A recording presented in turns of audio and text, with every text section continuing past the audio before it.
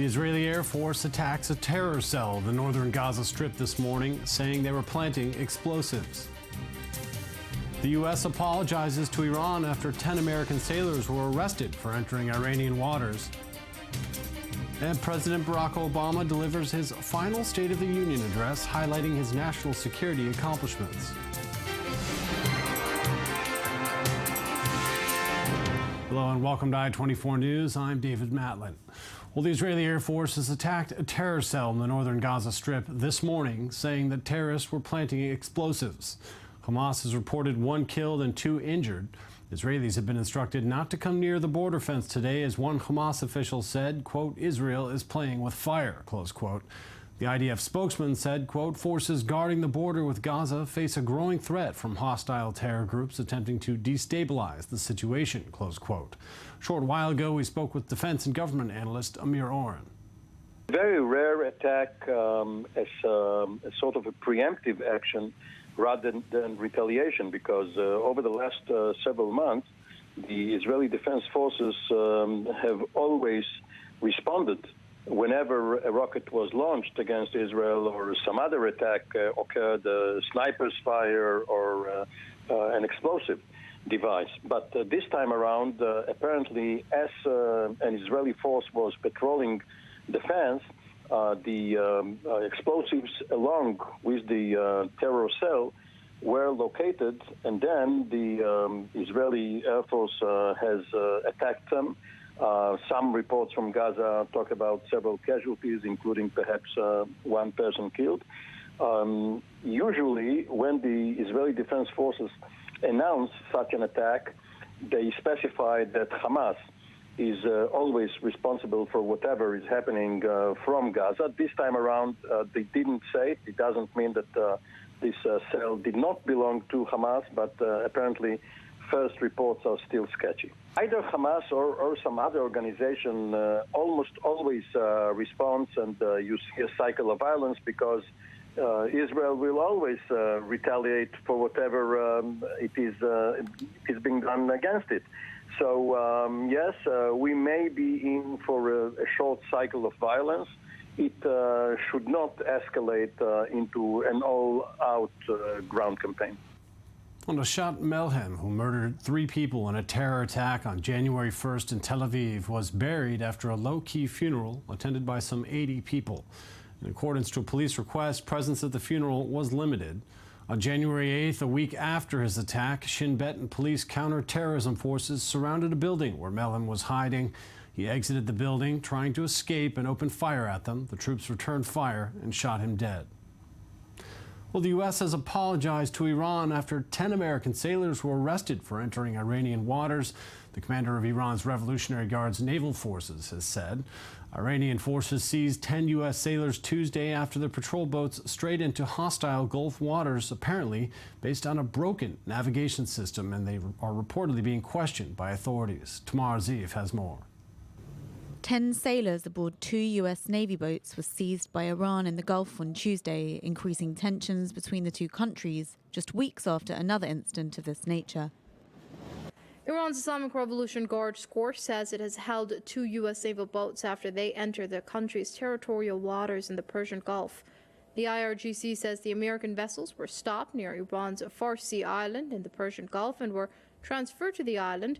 An IRGC statement said the USS Harry S. Truman and Francis Charles de Gaulle aircraft carriers were patrolling in the nearby international waters when the U.S. boats were detained.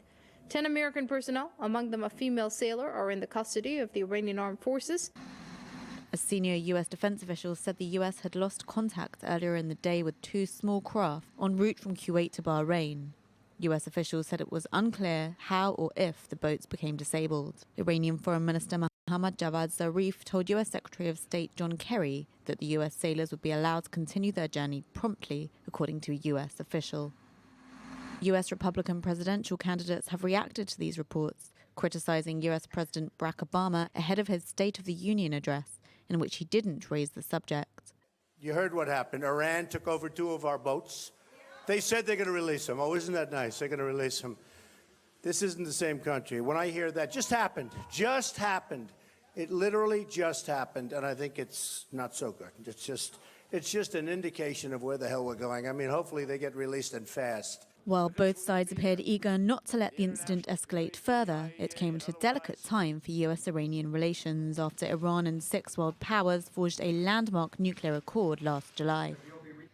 Late last month, the US Navy said an Iranian Revolutionary Guards vessel had fired unguided rockets near warships, including the aircraft carrier USS Harry S. Truman in the Strait of Hormuz. Iran, however, denied the vessel had done so. And in some reports just out, the 10 soldiers, now these sailors, that is U.S. sailors, have reportedly been released from Iran. Now, it's according to initial reports. We'll have more for you in our following address. Well, in his final State of the Union address, President Obama attempted to reset the tone of the national security debate, which has grown more extreme as the battle to succeed him heats up. And as U.S. forces are leading an international coalition bombing the Islamic State from the air in Iraq and Syria, he declared the U.S. military to be the best funded and trained fighting force in the history of the world. ABC News has more. The President of the United States. Making his way up the House chamber aisle for his last State of the Union address, President Obama called for more civility in politics. How can we make our politics reflect what's best in us and not what's worst? Flanked by his vice president and for the first time by new House Speaker Paul Ryan, President Obama focused his message on the future, saying the country must figure out how to adjust to a changing economy, to tackle climate change, and to fight terrorism and keep the world safe without being the world's policeman. And we sure don't need to push away vital allies in this fight by echoing the lie that ISIL is somehow representative of one of the world's largest religions. We just need to call them what they are, killers and fanatics, who have to be rooted out, hunted down, and destroyed. The president referenced the heated rhetoric in the campaign for his successor and called for lawmakers to carry his vision forward. And that's why we need to reject any politics